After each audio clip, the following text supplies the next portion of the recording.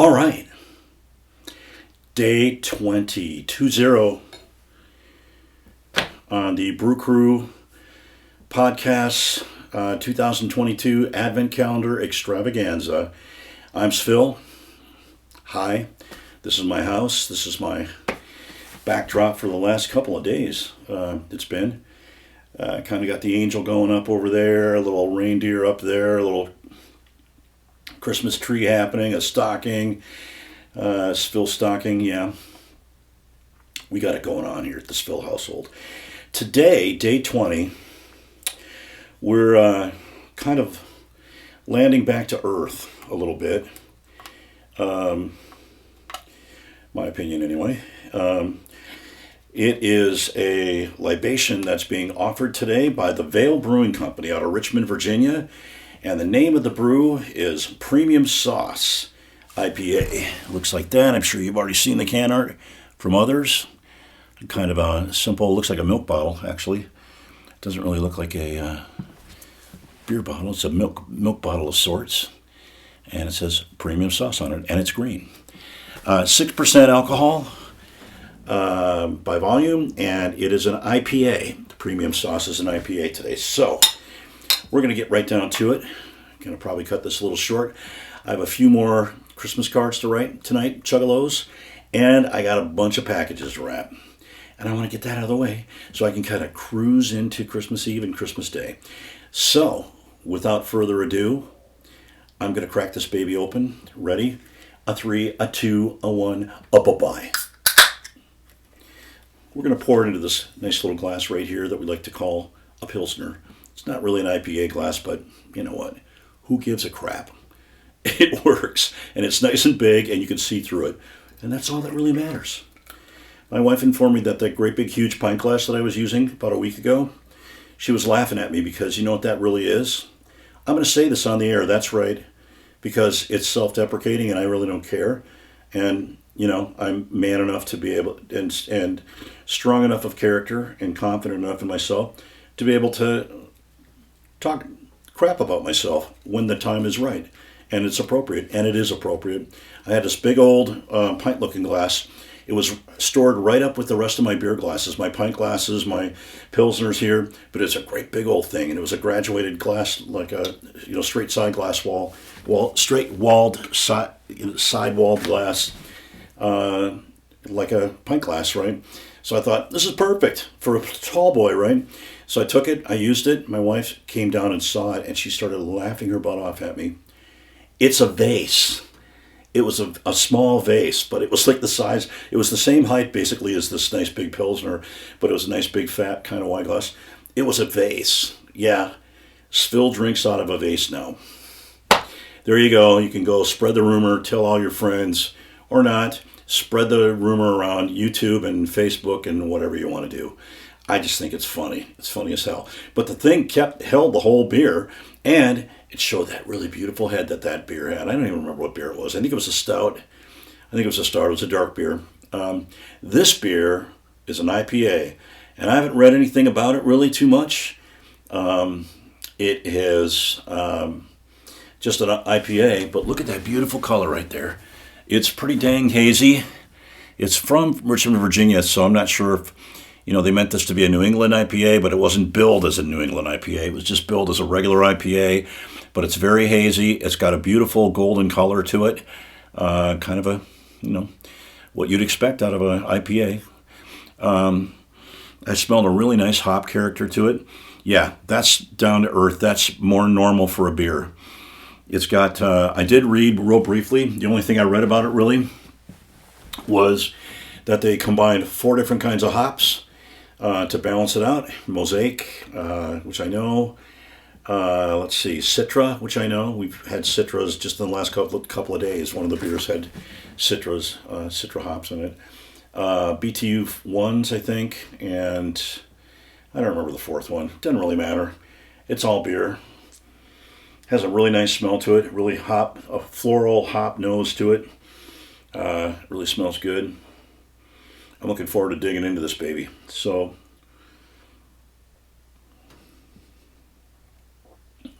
oh yeah, that's got a Definite IPA flavor to it. Mm. Past that beautiful floral hop aroma up front, there comes rushing in the hop bite in the rear on the finish. But in between, there's this beautiful malty sweetness. Got some definite hop bitterness there too in the middle of the tongue, in the middle of the palate. Nice, thick, small but firm, staying head. Always a good sign. It's a thick foam on the top, so that's been cultivated very well. Part of the fermentation process, and I'm willing to bet there's been some fermentation happening in the can because the very tail end of my pour, I saw some sediment coming out there. So I probably made this haze myself by pouring the sediment in there. Could be a bit of a chill haze too. My fridge down here is a little mini fridge, and it gets quite cold. But anyway, be that as it may, it tastes good. It tastes great. It tastes like an IPA. Almost West Coastish. It's not real subtle on the hops. Not overpowering either.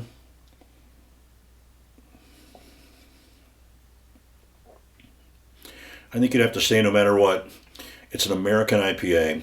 The Brits don't make IPAs like this. They don't hop it nearly as much. They have more subtle hops that they do use when they do.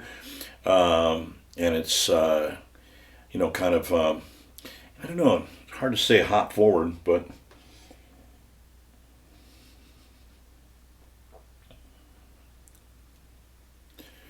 that's pretty darn balanced. That's pretty darn balanced. It's not hop forward. You don't taste the hops until mid to late palate. Mm.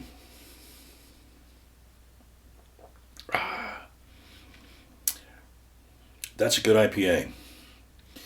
That is a good IPA. That's a really good IPA, and it's 6%. So it's not, one of the sort of over the top 8%ers or 9%ers or what have you, double IPA, triple IPA kind of a thing. It's just a straight up IPA. 6%. 6% is probably right in the sweet spot in the zone for an IPA as far as maltiness and alcohol levels. And you can tell it's a well balanced libation. This is probably the best IPA that we've had on the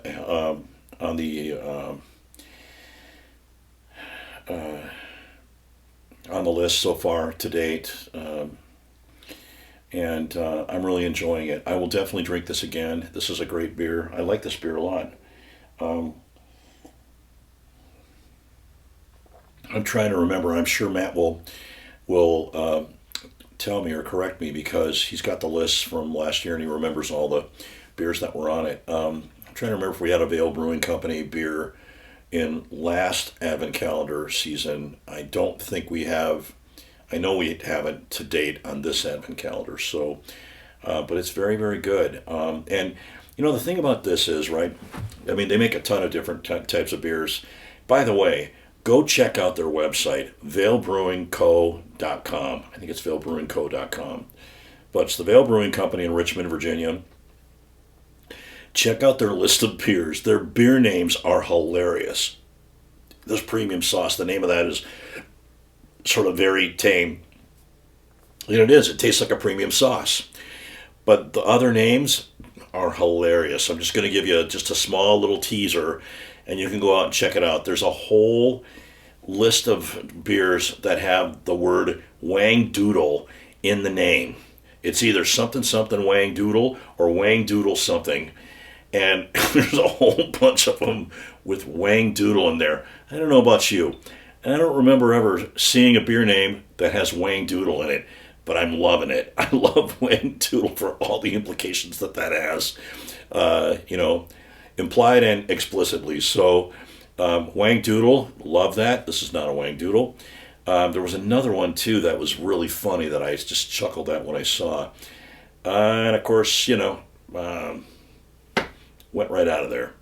So, but anyway, I'm digging it. I like their sense of humor. I think, any brewers that have a sense of humor, that's so important to me anyway, because I think John's talked about this in the past on some of our joint podcasts where he's talked about how serious some of the beer makers take themselves, and they sometimes get even too serious, and then it kind of crosses over into, maybe a little brewer arrogance or a little superiorness, or a little, just a little snootiness, kind of almost. And the whole thing about brewing and microbrewing is it's supposed to be fun. You got to not take yourself too serious. You can't take the craft too seriously. I mean, shoot, you have a couple of beers like I had last night, that sour thing with the metal shavings from the engine and the burnt match heads in it and stuff. Man, you can't take that too serious. You got to laugh at that stuff. I had my wife watch that video afterwards, and she was rolling laughing. I wasn't doing it to be funny so much, but I was kind of laughing at it too. You got to laugh at these things. Not everybody's going to like Yacht Squatch. That name right there is kind of off-putting, but if you can get past the Yacht Squatch and kind of the image that peaks up in your mind, it was, and you can get over the fact that it's nothing resembling a beer. It's actually, kind of a fermented smoothie with a little alcohol in there. It's pretty dang good, right? So one thing about this Advent calendar season has been, and last season too, but this season even more, with some of the really hugely diverse different types of beverages that we've drank, is they totally stretch your perspective about what a beer is. Like that beer last night, I wouldn't call that a beer at all, but it was a beer. It's fermented. It has malt in it, and it's fermented, and so it's a beer. And that's the thing. It stretches us, and it makes us go, where we haven't gone before, and beyond where we normally would go ourselves, and it makes us. It stretches our boundaries and our limits, and it makes us try new things and have a whole new perspective on a whole different group of things that we would have never tried otherwise. And you know what? It is so worth that. I love what John says about the controversy and the conflict, and it's not conflict as much as everyone has their own tastes, and everyone's tastes are different, and everyone's preferences are different, and that's okay. That's a good thing. We don't all have to have groupthink and think exactly the same, and if you don't like this beer, you're evil, and if you don't like this beer, you're a terrorist, and okay, I'm going somewhere, and I'm not gonna. I said I wouldn't go in this podcast, but you know what I'm saying, right?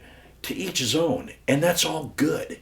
That's what makes it so fun, and that's what makes life so beautiful and wonderful, is the richness and diversity of people and their ideas and their thoughts, and that they can have their thoughts. And thank God we live in a place where it's still, at least for now, we're still free to be able to think freely and speak freely, and we have the right, and it's protected, at least for now, to be able to continue to do that. So that's a good thing, and that's what this is all about.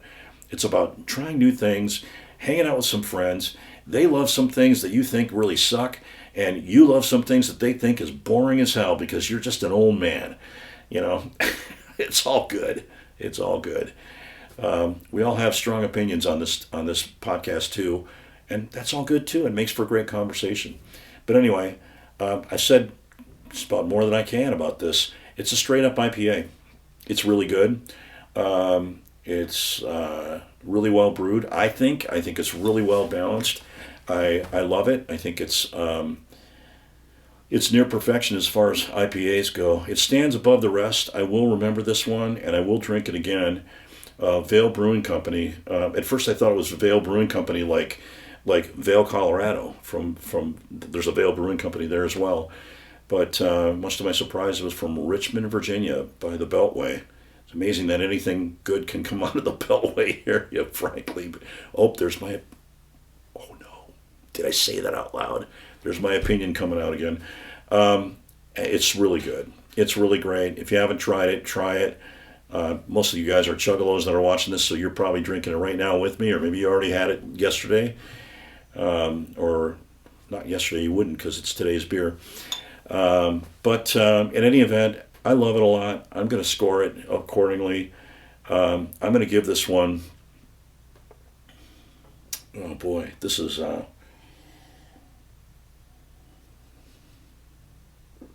see, I like it better than a West Coast IPA. It's got the hop characteristics, but not quite as strong.